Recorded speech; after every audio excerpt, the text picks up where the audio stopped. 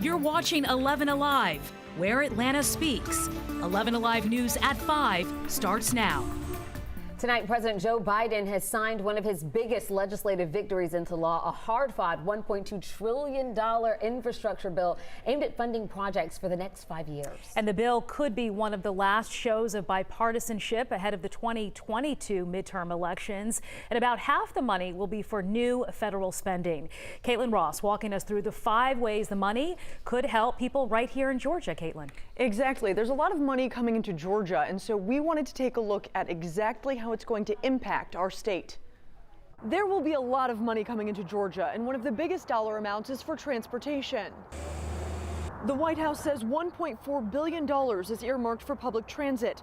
That means MARTA, GERTA, and other agencies. It could be electric buses or expansion of the public transit line into Clayton County.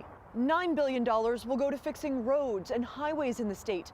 The White House says there are more than 2,000 miles of road in Georgia that are in poor condition.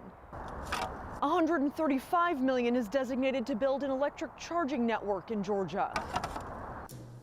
$913 million for drinking water projects. This is aimed at some of the problems with lead pipes we've seen in Atlanta and DeKalb public schools, where the water coming out of a fountain had high levels of contamination.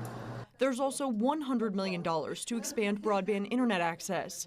Emory-Goizueta Business School professor Raymond Hill says access is a necessity. Building out broadband is going to help rural Georgia. But again, we don't have any details about how the actual allocation, the actual money to be spent. He thinks that's the case with many parts of the bill, that the intention is good, but the details are still unclear. That's going to take a while to figure out, because what Congress has done is allocated these broad categories. Andy says while the passage of the bill after years of inaction is forward progress, people will likely need to show some patience. Infrastructure is complicated, takes a long time to develop.